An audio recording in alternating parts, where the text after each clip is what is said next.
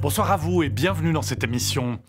Comme vous, à temps présent, nous avons les yeux rivés sur l'Ukraine et nous préparons des reportages et des enquêtes sur les moments historiques et dramatiques que nous vivons. Dès la semaine prochaine, nous vous proposerons le reportage d'une de nos équipes qui a vécu sur place, au jour le jour, l'invasion de l'Ukraine. Son reportage est actuellement en cours de montage. Mais ce soir, on va essayer de comprendre comment fonctionnent les fake news, d'ailleurs très actifs dans la guerre en Ukraine. Les fake news ont joué un rôle actif durant un épisode de notre histoire commune, que l'on vient à peine de fermer, la pandémie. Des conseillers fédéraux ont reçu des menaces de mort, des fonctionnaires sont injuriés, menacés et agressés. On a atteint un point culminant en septembre dernier lorsque des agités ont tenté de rejouer le Capitole et pris d'assaut le palais fédéral à Berne. Tous les experts le confirment, cette montée de violence à l'occasion de la pandémie a profité d'un combustible explosif, la désinformation, les fake news. Alors répétons-le ici fermement, la désinformation n'a rien à voir avec le droit de chacun à avoir son opinion. Les débats très vifs sur la pandémie sont la marque d'une démocratie éprouvée. Avouons-le aussi, c'est particulièrement difficile pour un média comme le nôtre de traiter du sujet des fake news, nous qui sommes accusés de ne pas avoir toujours bien fait notre travail durant cette pandémie. Eh bien, ce travail d'enquête sur les effets des fake news dans notre pays, Isabelle Ducret et Jean-Marc Chevillard s'y sont attaqués au plus près de leur conscience, une fois encore, en distinguant bien ce qui est du domaine de la libre opinion et ce qui ressort du poison qui a fait tant de tort durant cette crise. Regardez.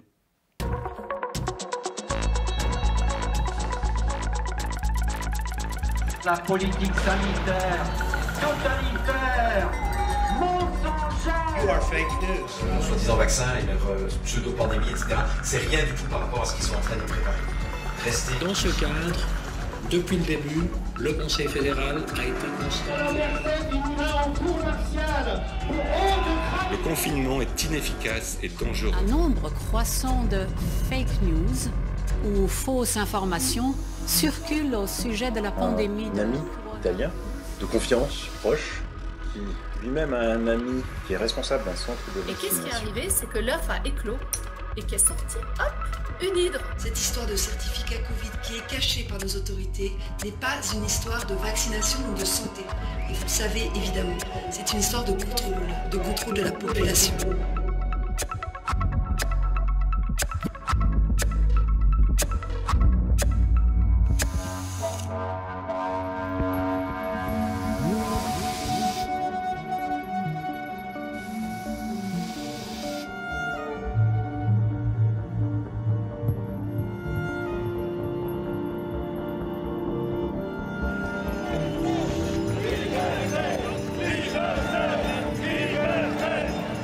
La Suisse n'avait jamais connu cela.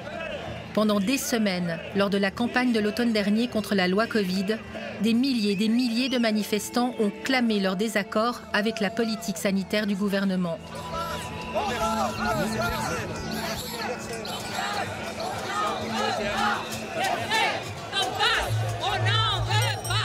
Exprimer son opposition fait partie du jeu démocratique.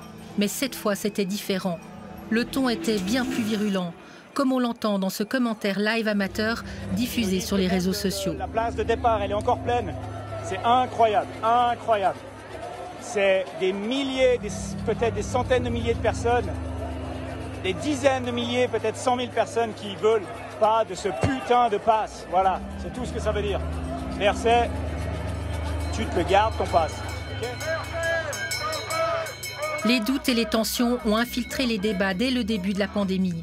Mais cette campagne, traversée par un courant de désinformation, a propagé un discours inédit de défiance contre les autorités, jusqu'à tomber parfois dans l'incitation à la violence. Berne a même vécu une tentative concertée mais avortée de prise du Parlement. Et ce n'est pas qu'en Suisse. Lors d'une manifestation contre les mesures sanitaires en 2020, c'est l'Allemagne qui a vécu une tentative de prise du Reichstag.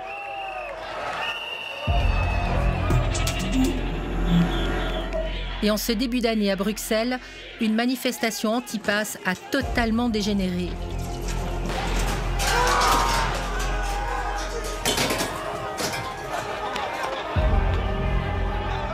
Mais comment en est-on arrivé là ? Dans cette pandémie, les fake news ou fausses informations ont joué un rôle capital. Elles proviennent de partout, même de certaines autorités, et ce n'est pas sans conséquence. Qui n'a pas entendu Trump proposer en conférence de presse de boire du désinfectant pour tuer le virus? Right, and then I see the disinfectant, where it knocks it out in a minute, 1 minute. And is there a way we can do something like that by injection inside or... 2 hommes sont morts pour avoir suivi son conseil. Qui n'a pas entendu Jair Bolsonaro, président du Brésil, prétendre récemment que le vaccin favorise le développement du sida?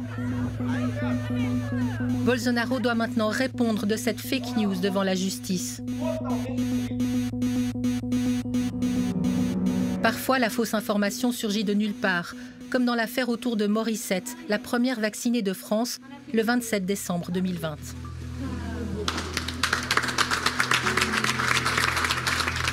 Le lendemain, un tweet annonce la mort de la vieille dame.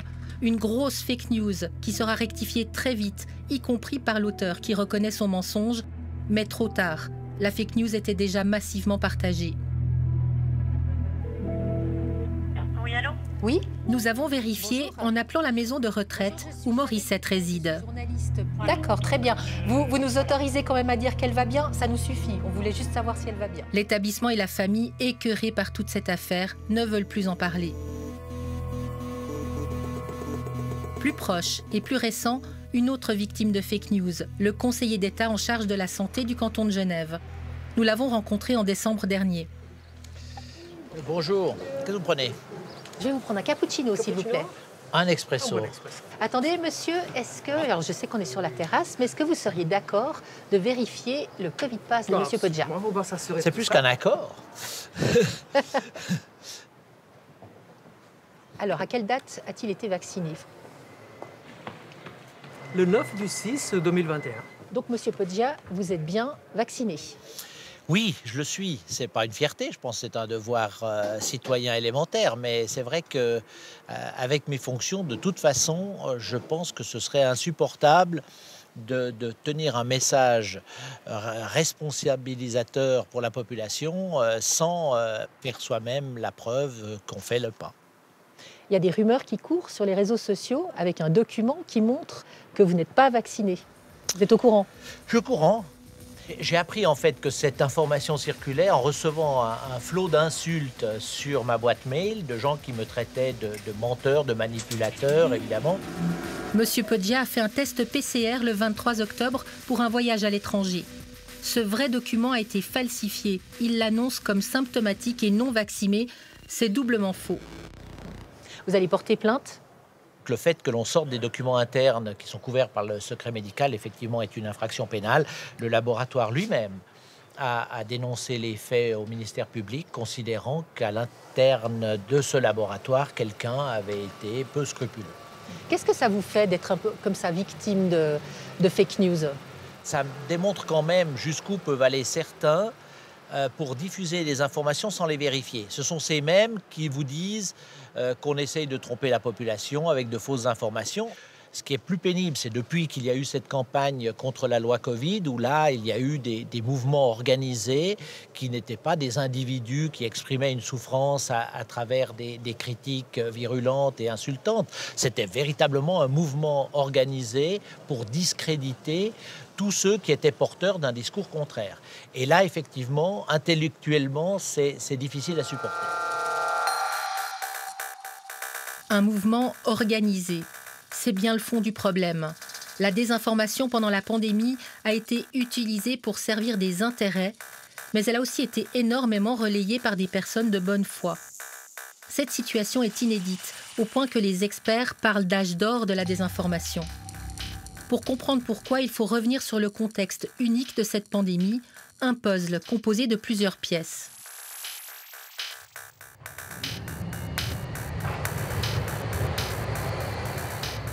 Nous avons soumis ces éléments à Lisa Schweiger, experte en médias et en désinformation. Elle va les décrypter pour nous l'un après l'autre. La pandémie a provoqué un état de choc général. Nous savons qu'en période de crise, Les personnes se retrouvent naturellement confrontées à un sentiment d'incertitude, ce qui augmente la réceptivité aux récits alternatifs. On cherche des réponses claires à des questions très complexes. Et c'est là qu'apparaissent souvent les fausses informations. Ensuite, le vaccin ARN messager était une première. Ce vaccin est apparu très rapidement. Et donc, c'est clair que ça a un lien aussi avec l'incertitude ressentie par les gens. On ne sait pas tout, ni même en fait comment la science est parvenue à un tel résultat. Mais bien sûr, il faut prendre au sérieux la crainte des gens à cet égard. Et de nouveau, la réceptivité aux fausses informations augmente lorsque nous sommes en situation d'incertitude. Les réseaux sociaux ont joué un rôle essentiel. Les plateformes des réseaux sociaux ont rendu possible la diffusion de contenu par tout le monde. Ce qui d'un côté est super, chacun peut participer aux discussions. Le problème, c'est que chacun peut créer des contenus qui ne doivent pas forcément présenter la vérité. Nous savons que les contenus qui nous heurtent, qui nous scandalisent, ce sont eux surtout qui se propagent le plus vite. Plus vite que par exemple des informations scientifiques. C'est pour ça malheureusement que les fausses informations se diffusent davantage, parce qu'elles suscitent chez nous de l'émotion. Quatrième facteur, depuis des mois, le gouvernement annonce des mesures impopulaires.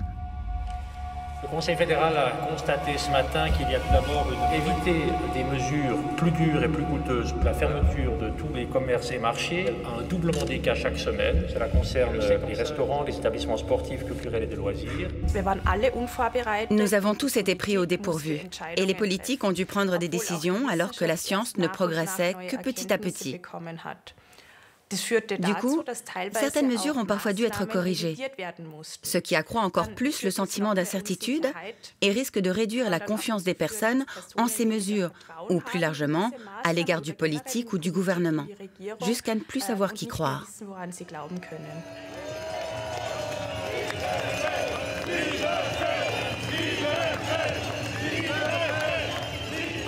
Il y a effectivement ce vaccin, il peut protéger peut-être contre les formes graves, mais pour des gens qui sont en pleine santé, je ne vois pas le bénéfice. Moi, je l'ai eu le Covid. Franchement, je préfère avoir eu le Covid que m'être fait vacciner. Et on veut savoir pourquoi les mesures sont vraiment prises, parce que pour l'instant, on a quand même l'impression que c'est quand même en faveur des Big Pharma. N'oublions pas que ces Big Pharma ont été condamnés, c'est pas la première fois. Et pourquoi les Big Pharma nous manipulent? Pourquoi les Big Pharma? Parce qu'il y a des milliards à faire, madame. Il y a des gens qui ont des intérêts. Il y a des centaines de milliards à faire avec la santé, en faisant peur aux gens. Voilà. C'est vrai qu'elle n'a pas bonne réputation, la très lucrative industrie pharmaceutique, productrice des vaccins. Scandales, corruption, fraude, la liste est longue. Pfizer, notamment, a déjà été condamné dans le passé et à plusieurs reprises a versé des milliards de dollars de dommages et intérêts. Enfin, traditionnel vecteur de l'information, les médias sont accusés d'avoir perdu leur indépendance. Vous avez trahi la confiance des centaines de milliers de citoyens suisses et c'est une honte. La télévision joue le jeu de la discrimination. Elle favorise une société d'apartheid avec deux classes de citoyens, quoi. C'est juste inimaginable. De grâce, journalistes, faites votre métier! Seul moyen de contrer la désinformation d'où qu'elle provienne, et c'est valable pour tout le monde, il faut la vérifier. Fake news per se sind falsch. Les fake news en soi sont fausses. Mais il y a des cas où de vraies déclarations, ou bien des photos, ou bien des vidéos, sont utilisées mais sorties de leur contexte. Et ça les rend encore plus pernicieuses, parce qu'il faut regarder précisément d'où vient la déclaration, quel en est le contexte sous-jacent. Vérifier, cela devrait être le premier réflexe pour éviter de déraper, comme c'est arrivé dans l'affaire de la maternité de Lucerne. En septembre 2021, elle annonce l'obligation d'un test Covid pour les visiteurs et les patients pour éviter tout risque de foyer de contamination dans un milieu aussi fragile que celui des nouveau-nés. Sur le site d'info alternatif covidhub.ch, la nouvelle se déforme et devient fausse. On peut lire « Sans passe, pas de visite à leur nouveau-né pour les mères lucernoises » ou bien « Inhumain, insensé, digne des essais du Troisième Reich ». Cette désinformation est relayée telle qu'elle par Emma Kruse, l'une des voix connues des mouvements anti-politiques sanitaires suisses.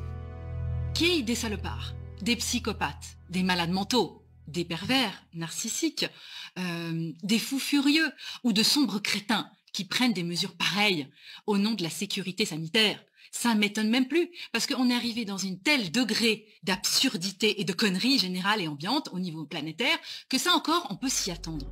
Au fil de la vidéo, elle passe de l'indignation aux menaces. Moi, je me dis, mais comment ça se fait que ces gens-là, ils n'ont pas encore les genoux cassés par des parents? Ces gens-là méritent d'être suivis dans la rue, méritent de se lever et de se coucher avec la trouille au bide. C'est ça qu'ils méritent. C'est ça qu'ils méritent. Mais ça va pas. Cette vidéo a été visionnée plus de 700 000 fois. Ce chiffre n'est pas anecdotique, car créer le buzz avec une fake news scandaleuse, c'est aussi parfois par intérêt financier. Also ein anderes Ziel, warum man falsche Nachrichten verbreitet, können einfach ökonomische Interessen sein. Un autre but pour lequel on diffuse des fausses informations, c'est par intérêt économique, pour gagner de l'argent. Il y a plusieurs moyens. Il y a par exemple des sites internet qui se financent avec de la publicité. Du coup, il y a une recherche de clics. Un autre exemple, dans le contexte du coronavirus, il y a des groupes qui vendent des produits de médecine alternative.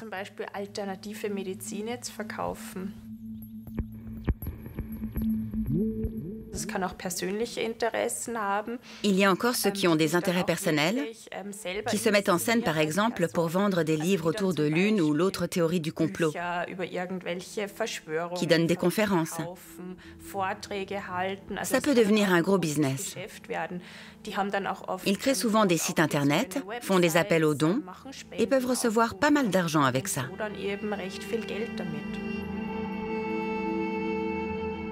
Le principe est simple. Plus on choque, plus on a de clics. Plus on est connu, plus ça rapporte. Et ça marche aussi parce que les grandes plateformes de réseaux sociaux ont un intérêt à ce que ça marche. Elles ont créé des algorithmes qui accélèrent artificiellement les messages les plus populaires afin de créer encore plus de réactions et donc de circulation des données. Le système est devenu tellement hors contrôle que même l'Union européenne a montré les dents. Un nombre croissant de fake news ou fausses informations circulent au sujet de la pandémie de coronavirus, en particulier sur Internet. Sous l'impulsion de l'Union européenne, les grandes plateformes ont signé un code de bonne conduite pour réduire la visibilité des fake news. YouTube annonce avoir supprimé en une année 130 000 vidéos de fausses informations médicales, dont celle du président brésilien Bolsonaro.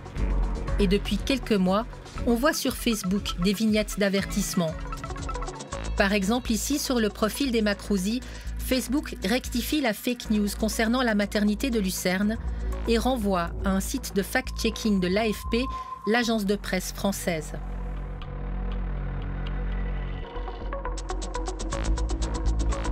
C'est déjà bien, mais l'Union européenne prépare pour 2022 une loi qui obligera les plateformes à la transparence sur leurs fameux algorithmes et sur les sources de publicité. En cas de refus, l'amende peut atteindre 6% du chiffre d'affaires annuel mondial.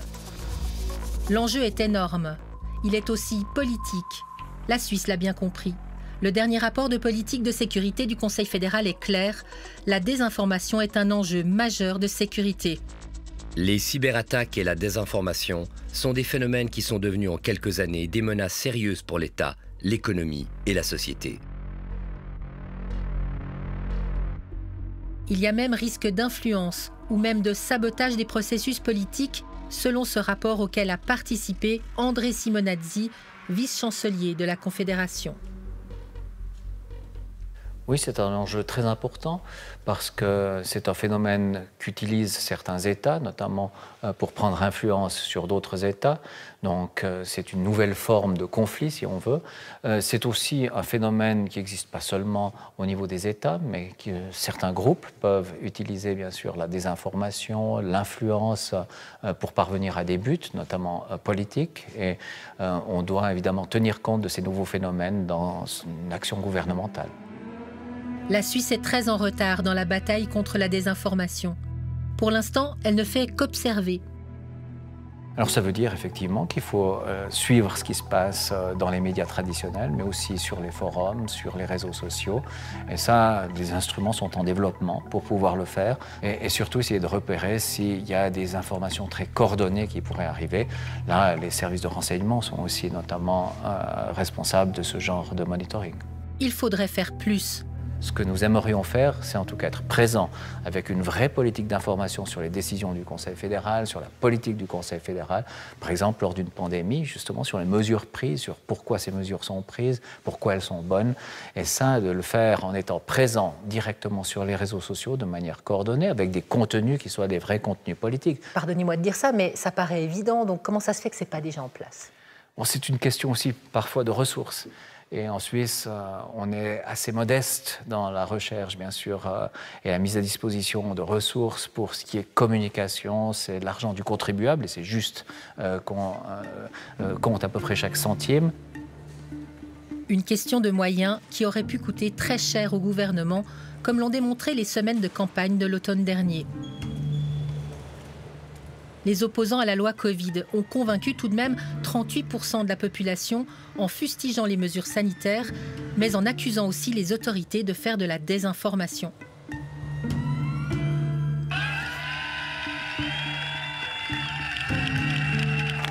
Nos autorités sont devenues criminelles. Il est intolérable que la population soit manipulée à ce point et faisons preuve de compassion. Parce que ça va être très dur le jour où ils se rendront compte d'à quel point ils ont été truandés, violés, maltraités, comme des enfants qui se font violer ou maltraiter dans le milieu familial. Voilà, mesdames et messieurs, les autorités que nous avons aujourd'hui.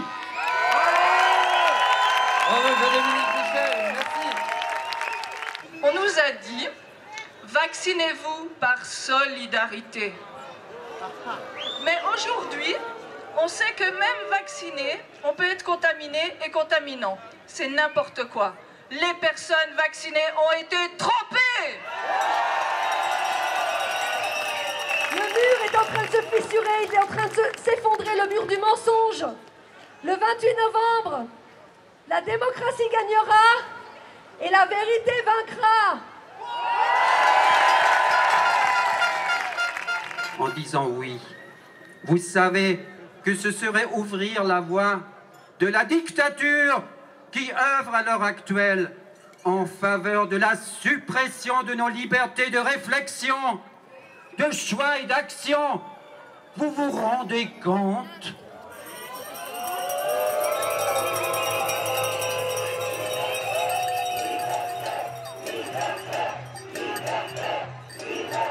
Mais qui sont-ils, ces mouvements d'opposition nés avec la pandémie ?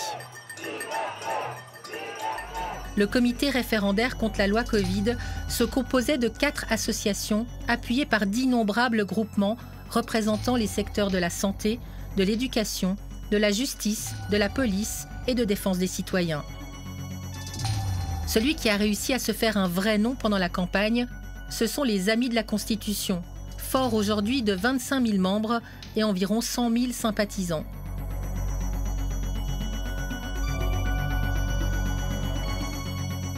Jour de vote, le 28 novembre, dans une petite auberge bernoise. Les opposants ont perdu, mais Werner Boxler, thérapeute et alors encore coprésident des Amis de la Constitution, ne lâche rien. Il cite ce qu'il considère comme les 2 exemples de désinformation les plus frappants de la part des autorités. Donc au printemps 2020, on a dit que le masque n'était pas utile. En été 2020, on a dit que le masque pouvait sauver des vies. En automne 2020, il est devenu obligatoire. Et en hiver 2020, il est devenu amendable si on ne se soumettait pas aux ordonnances et à la loi.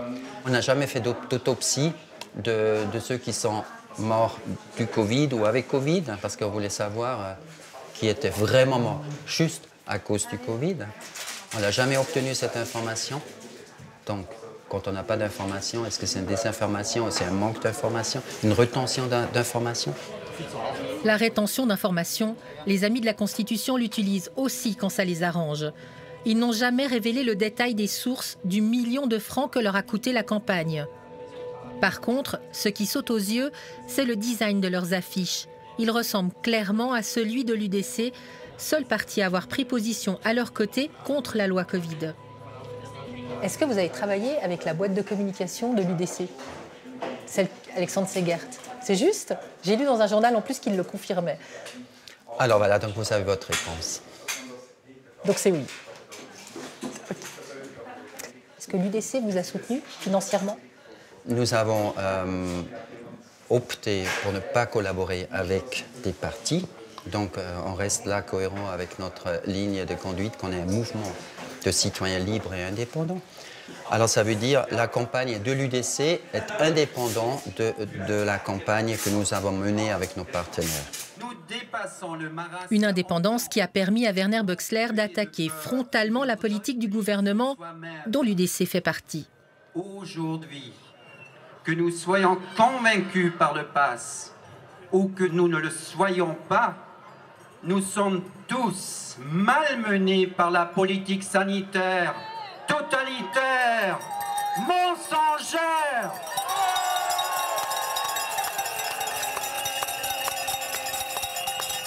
Vous l'avez vu à la télé? Elle est en chair et en os ici parmi nous aujourd'hui. C'est Michel Caillé. À toi la parole, Michel. Bonjour Fribourg. Autre voix hyperactive dans la campagne, Michel Caillé. Membre des Amis de la Constitution, elle est l'une des fondatrices de l'association Le Virus des Libertés, qui compte actuellement 900 sympathisants, essentiellement des juristes ou des avocats. Michel Caillé a accepté de nous accorder une interview approfondie pour aller jusqu'au bout de l'argumentaire. C'est rare, ça mérite d'être relevé. Déjà, moi, j'aimerais parler de la gestion de cette crise sanitaire, qui n'est pas de la gestion, on a fait de la communication. Communication à grand renfort d'images anxiogènes, de propos anxiogènes. On a infantilisé la population, on l'a terrorisée. Est-ce que c'était faux, cette information? Il y a bien eu une crise, oui. Maintenant, est-ce que cette crise, elle est aussi grave qu'elle a été annoncée, et est-ce que ça valait la peine de terroriser les gens au lieu de resserrer les rangs et de rassurer la population, ce qui devrait être la mission du Conseil fédéral? Au contraire, on leur fait peur. On continue, c'est toujours la même histoire. Madame Caillé, si vous étiez à la place du Conseil fédéral, est-ce que vous auriez pris, vous, le risque de ne pas prendre ces mesures? Alors, on se trouve de nouveau dans cette sempiternelle principe de précaution que le Conseil fédéral applique quand ça l'arrange, c'est-à-dire que, bon, pour ça, ils ont appliqué le principe de précaution, puis ils continuent à l'appliquer avec toutes les mesures. Par contre, pour d'autres, pour la politique, par exemple, de vaccination, ça, on ne peut pas dire que le principe de précaution soit respecté. Certainement pas. Sur le site de l'OFSP, c'est très clair. Hein. Quand on est vacciné, on contamine moins et on risque moins d'être contaminé. Mais ça contamine quand même. Le but du vaccin, il n'est pas atteint. Un vaccin, normalement, ça doit vous protéger contre une maladie. C'est pas le cas. Est-ce que c'est mieux que rien? Ben, je pense que rien est mieux. Un autre argument répété par les opposants, c'est que les mesures sanitaires du gouvernement violent les droits fondamentaux de la Constitution. Est-ce juste de l'affirmer? Nous avons soumis le cas à Pascal Mahon, professeur de droit constitutionnel à l'Université de Neuchâtel. On peut discuter, elle les touche, parfois elle les touche de manière assez forte, hein, parce qu'il y a quand même des réductions de nos droits fondamentaux, mais ces restrictions sont, à mon avis, justifiées. Il y a une base légale, il y a un intérêt public, qui est aussi de protéger les autres droits fondamentaux. Par exemple, la liberté de réunion, la liberté d'exercer des activités économiques, le droit à la santé des personnes qui sont malades, etc. Donc il y a une pesée d'intérêt à faire, et cette pesée d'intérêt, elle a été faite. Elle a été faite conformément aux mécanismes qui sont mis en place par la Constitution. Alors, honnêtement, ces mesures sont disproportionnées et coercitives. Et quand on voit justement ce qui se passe avec le certificat Covid et toutes les mesures qui vont avec, je vois ça et je ne suis pas seule à le voir. On a vraiment le sentiment que c'est punitif. Quel serait l'intérêt du Conseil fédéral d'être punitif? Alors, je pense que directement derrière arrive la solution qu'il nous apporte, c'est la solution du vaccin à tout va. Et le vaccin, ça rapporte à qui? Ça rapporte aux pharma. Les pharma sont des lobbies, les parlementaires notamment, il y en a beaucoup qui font partie de ces lobbies. La politique en Suisse, elle est directement influencée par ces lobbies. Au point de prendre des mesures qui sont au détriment de la population? Ah oui, moi je le crois. Beaucoup d'opposants pensent comme Michel Caillé et de nombreux indécis ont rejoint leur rang à l'annonce du Conseil fédéral d'autoriser la vaccination des jeunes à partir de 12 ans sans consentement des parents. Pourtant en Suisse, c'est légal. Il y a une jurisprudence du tribunal fédéral qui est maintenant assez bien établie, qui consiste à dire qu'il existe certains droits fondamentaux, donc les droits individuels que vous avez, que moi j'ai, que mes enfants ont, par exemple le consentement à certains actes médicaux, qui peuvent être exercés par les enfants à partir du moment où ils ont acquis le discernement. Alors, à quel âge on acquiert le discernement? Le tribunal fédéral le situe aux alentours de 12 ans. Ok, alors c'est légal, il n'y a pas de problème. Mais alors on peut donner aussi le droit de vote aux enfants, ou bien on les laisse passer le permis de conduire. Enfin, j'en sais rien. Et puis les parents sont plus responsables. Puis bon, ils se débrouillent. Ils peuvent signer des contrats, et puis tout va bien. Moi, c'est ça qui me dérange terriblement. C'est un thème hypersensible. Et le démarrage en début d'année de la vaccination des enfants de 5 à 11 ans a suscité une nouvelle vague d'indignation. Notamment du collectif Réinfo Santé Suisse, qui, comme son nom l'indique, cherche à réinformer. La plupart de ses membres, des professionnels de la santé et des médecins, restent discrets par peur de représailles. Mais pas le docteur Philippe Séguesser, un médecin à la retraite. Nous avons pu longuement discuter avec lui, mais il n'était plus disponible pour une interview. En revanche, il s'est souvent exprimé publiquement. Il y a néanmoins des courageux dans le monde des médecins. L'un d'eux est ici.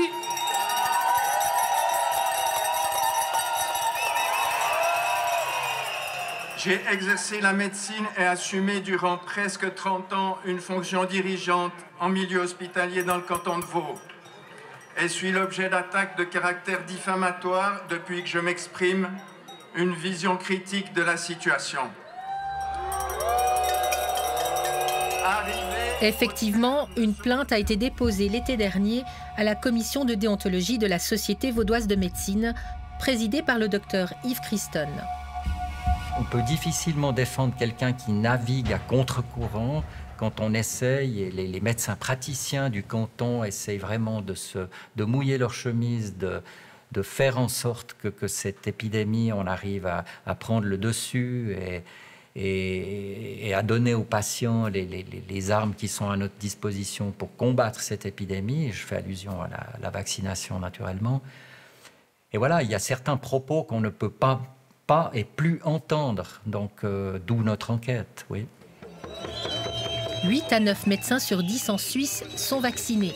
Pourtant, les opposants se disent très nombreux dans le milieu médical. Vrai ou faux? On va dire peut-être 2 médecins sur 10 vont être un peu plus réservés. On a dû reprendre l'un ou l'autre confrère par téléphone en leur disant qu'ils devaient adopter une attitude au cabinet qui était vraiment conforme à la politique sanitaire et que ce n'était pas l'endroit où on devait faire des élucubrations et laisser aller son esprit à son scepticisme et à ses impressions, alors qu'on a des données objectives très claires qui vont dans le sens de la promotion du vaccin. Il n'y a pas de liberté d'opinion à ce niveau-là pour le médecin dans son cabinet? Le médecin, dans son cabinet, il ne peut pas dire n'importe quoi. Le code de déontologie dit clairement au médecin qu'il a un rôle face à la collectivité et que son rôle dans la médecine préventive globale est d'adhérer aux recommandations des autorités médicales. Et là, dans ce sens, actuellement, on n'a pas le choix de dire aux gens de ne pas se faire vacciner. Clairement, on doit leur dire « faites-vous vacciner ». Il y a le code de déontologie et il y a les faits. Selon les chiffres officiels, le vaccin réduit le nombre de malades aux soins intensifs. Mais rien ne fera changer d'avis les opposants, puisqu'ils vont jusqu'à affirmer que les chiffres officiels sont intentionnellement manipulés.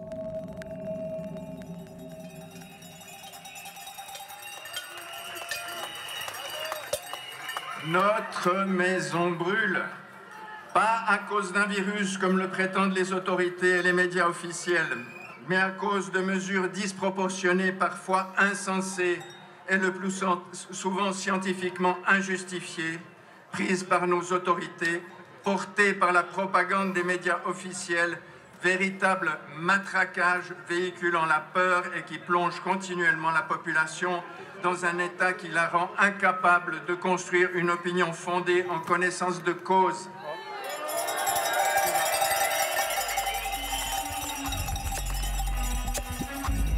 Toutes les questions peuvent être abordées, débattues, y compris les risques du vaccin, son efficacité, la justesse des mesures politiques, leur légalité. Toutes les questions sont légitimes.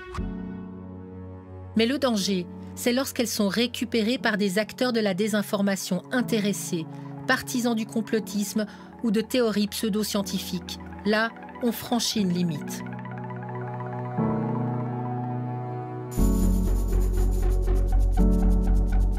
Le vaccin est le réinfectant.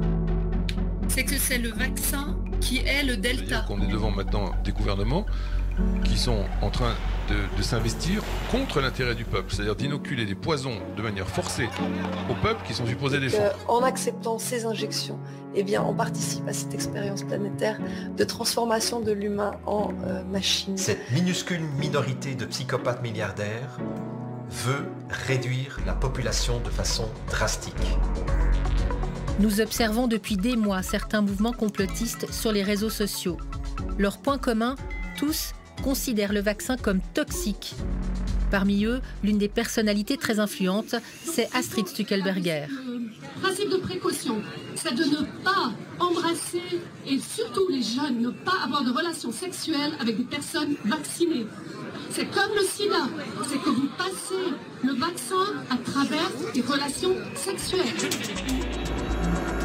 Astrid Stuckelberger habite à Genève. Nous l'avons sollicitée plusieurs fois, elle n'a jamais répondu. Elle n'est pas docteure en médecine, elle a étudié la psychologie, a accompli un doctorat en santé publique, d'où son titre de docteur. Elle joue la carte de la scientifique pour démonter les mesures sanitaires suisses. Par exemple ici, lors d'une conférence en Valais, elle conteste les tests PCR. C'est le test qui n'a aucune validité, qui a 99% de faux positifs. Si vous mettez de l'eau saline dans votre nez, vous êtes négatif. Si vous mettez du Coca-Cola, vous êtes positif. Non mais je vous le dis, si jamais vous voulez essayer. Elle est extrêmement présente sur les réseaux sociaux, avec près de 11 000 abonnés sur Telegram, 11 000 sur Facebook, 17 500 sur Twitter, sans parler des innombrables interventions sur des médias alternatifs où elle développe des théories, parfois à la limite du délirant. Comme ici, elle fait des révélations sur le contenu du vaccin.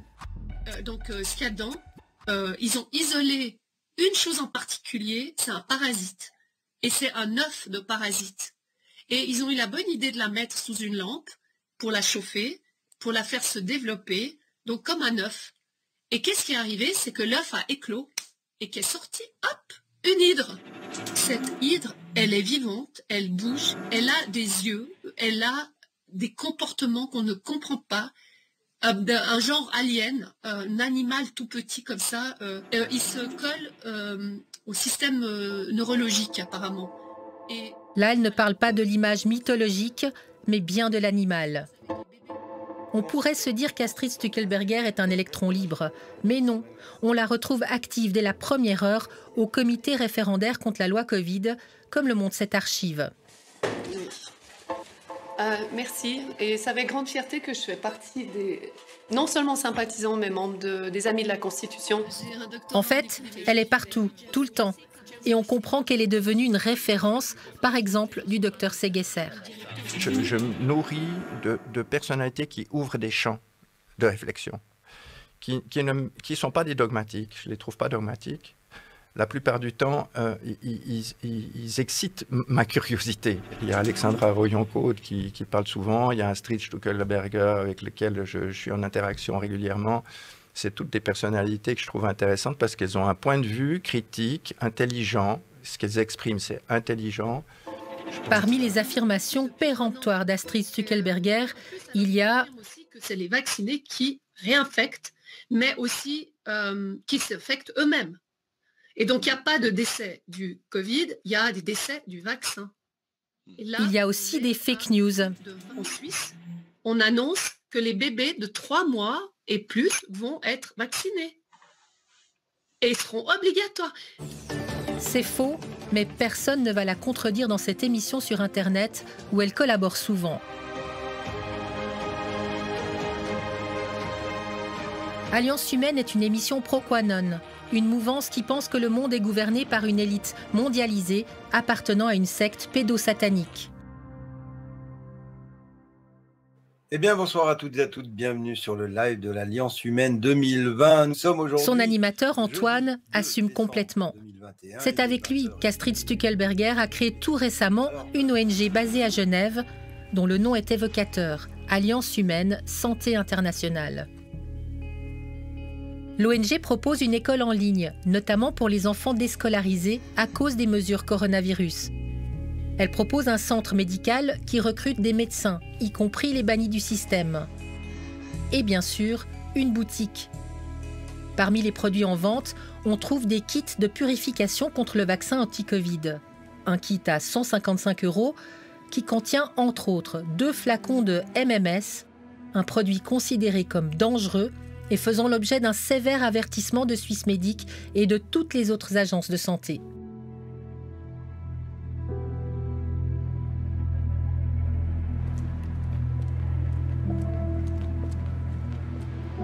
Les théories du complot, Pascal Wagner-Egger les étudie depuis 20 ans. Professeur de psychologie sociale à l'université de Fribourg, nous lui avons demandé si Quanon avait récupéré la pandémie à son profit. Selon QAnon, l'État profond aurait créé le virus en laboratoire, il l'aurait disséminé volontairement dans le monde pour supprimer une partie de la population ou pour nous mettre sous contrôle d'un vaccin, etc. On se focalise beaucoup sur Quanon, mais cette théorie n'est de loin pas dominante en Suisse. On a assisté pendant la pandémie à un véritable festival de théories du complot. Une théorie du complot, pour moi, c'est une accusation grave de complot sans preuve suffisante. Et quand je dis sans preuve suffisante, c'est parce que les théories du complot reposent sur des coïncidences ou des choses bizarres par rapport à la version officielle. Et en fait, ces choses-là ont la plupart des explications. Mais si, par exemple, si un chiffre officiel, le nombre de victimes change, ou s'il y a des erreurs de communication, on va dire « Ah, c'est bizarre, c'est louche », et on va très vite imaginer, ça c'est notre pensée humaine, on va très vite imaginer qu'il y a des intentions malveillantes derrière. Par exemple, si vous avez une insomnie et que vous voyez la pleine lune, vous allez être impressionné. Et si ça arrive 4 ou 5 fois, très vite, on a cette croyance qu'il y a un lien entre la pleine lune et notre insomnie. C'est la pleine lune qui nous empêcherait de dormir. Et ça, c'est possible, ça peut être vrai, mais la méthode est insuffisante pour le prouver. C'est-à-dire que c'est une croyance sans preuve suffisante, comme pour les complots ou comme pour les croyances paranormales ou fantômes ou même les croyances religieuses. En plus de notre nature humaine prédisposée, selon Pascal Wagner-Egger, il y a un facteur sociopolitique. On trouve parmi les adeptes du complot plus de personnes qui ont une revanche à prendre à l'égard de la société. Rien à voir avec l'intelligence, et c'est vrai que leur argumentaire est parfois difficile à déconstruire. Alors c'est difficile parce que tous les croyants extrêmes, en fait, on ne peut plus les faire changer d'avis. Par exemple, si on prend un croyant créationniste qui pense que le monde a été créé il y a quelques milliers d'années, eh bien, si on lui montre des os de dinosaures qui datent de millions d'années, il va nous dire que c'est l'œuvre de Satan. Et c'est la même chose avec le complotisme extrême, c'est-à-dire que moi, quand j'argumente pour dire « mais on n'est pas sûr de ce complot, prouvez-le », et je demande des preuves comme un tribunal le ferait, les personnes me disent « mais vous faites partie du complot, vous êtes en mission commandée », on m'a dit parfois.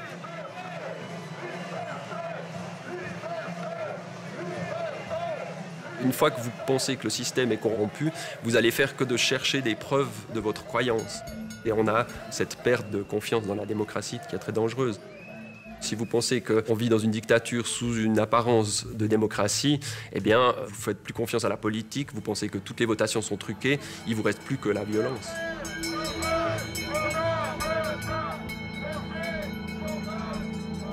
La communication est devenue un enjeu majeur pendant cette pandémie.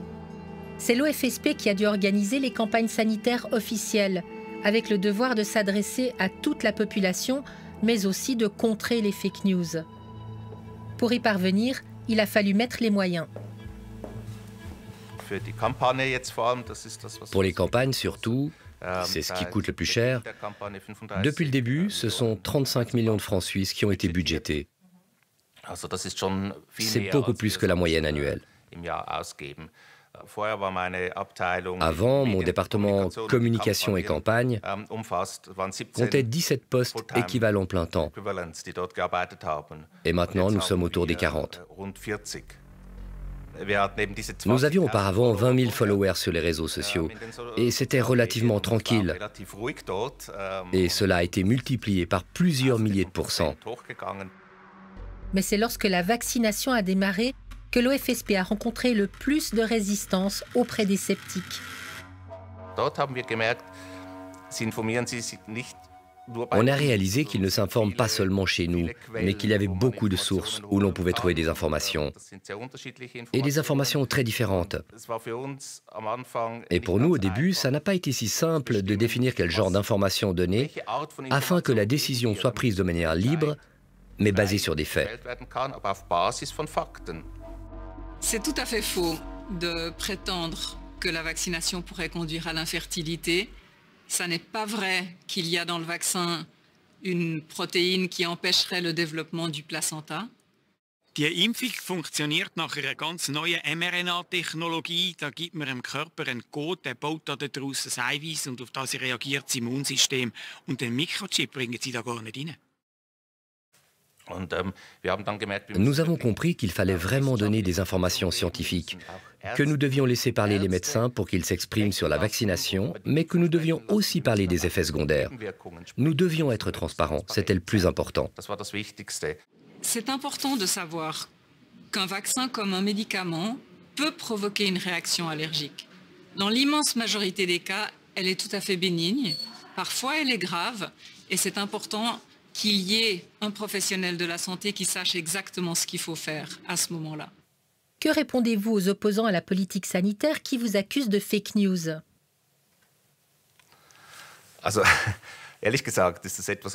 Honnêtement, c'est absurde d'accuser un office fédéral de propager de la propagande et de la désinformation. Je le dis en tant que communicant d'un office fédéral. Je trouve cela absurde. Et je trouve cela absurde que ça vienne de personnes qui s'informent sur Telegram. Je pense qu'il faut le dire une fois. Je peux comprendre que ces craintes existent. Je peux certainement le comprendre. Mais il faut pourtant essayer de se baser sur des faits et s'informer là où ces faits sont présentés.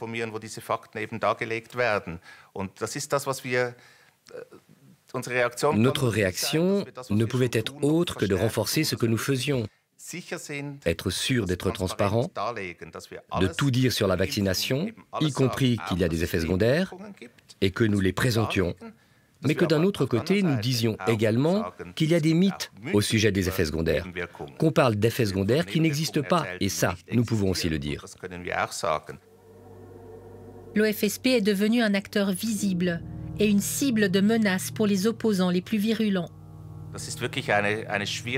C'est une expérience difficile pour beaucoup de collaborateurs, il faut quand même le dire, qui travaillent énormément pour conduire la Suisse au travers de cette pandémie et pour contenir cette pandémie. Et ensuite, à cause de ce travail, ils sont insultés, injuriés, agressés. C'est une expérience douloureuse pour beaucoup de personnes ici. La désinformation crée la défiance, mais augmente aussi le risque de violence. Recensées par FedPol, les menaces contre les autorités et l'administration fédérale ont atteint 1215 cas en 2021, soit 5 fois plus qu'en 2019. Et rien que les cas de mise en danger réels, c'est 7 fois plus qu'avant la pandémie.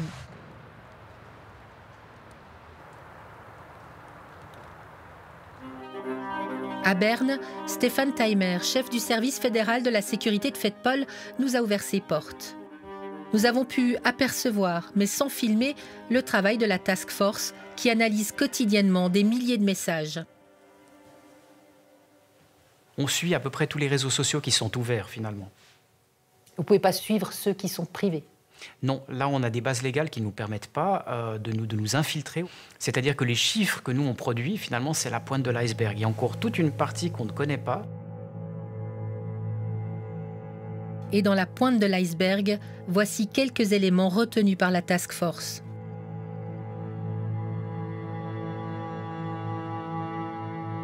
Moi j'ai un mot qui me vient tout simplement à la vue de ces posts. C'est préoccupant, c'est très préoccupant.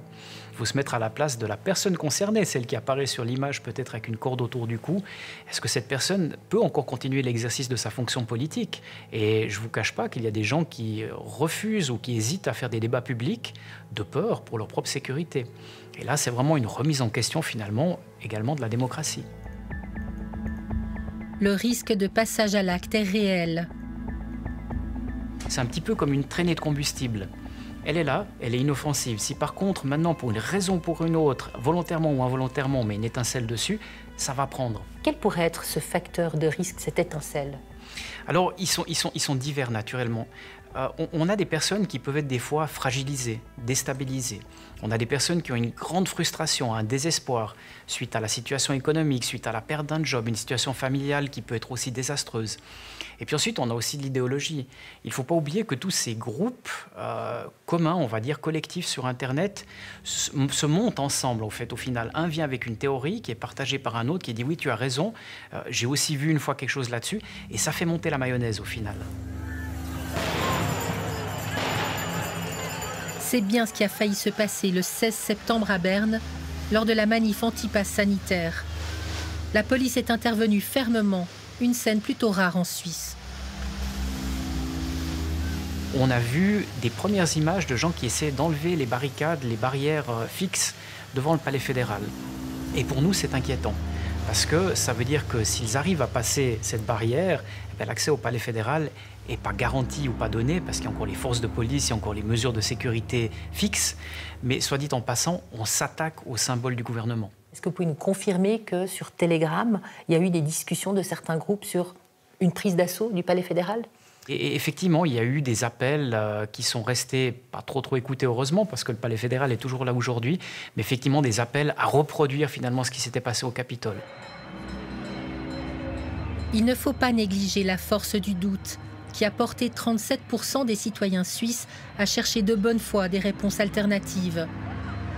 Et ne surtout pas sous-estimer l'intérêt de ceux qui propagent consciemment la désinformation, ni même l'influence de ceux qui cherchent seulement le buzz pour rester dans la lumière. J'ai besoin d'être contaminé pour renforcer mon système immunitaire. Donc, je suis prêt à embrasser toutes les personnes qui sont ici ce soir.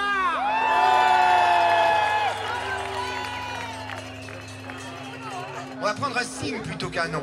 Et je vous propose celui-ci, mes amis, de faire le L de la liberté. Ce L, il doit nous donner des ailes. Les ailes de la liberté. La liberté de s'informer, de contester, de manifester n'a jamais été confisquée en Suisse, même en période de pandémie. Dire le contraire, ce n'est qu'un leurre, une fake news.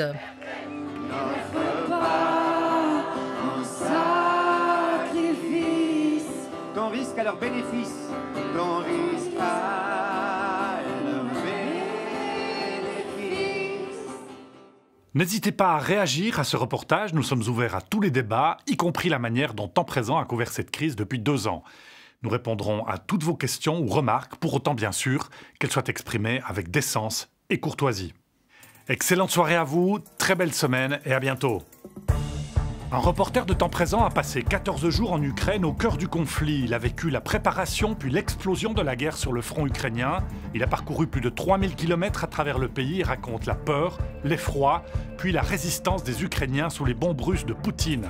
Il a passé des heures sombres aux côtés de Yulia, Dima, Vania et sa femme, pris au piège des bombes russes.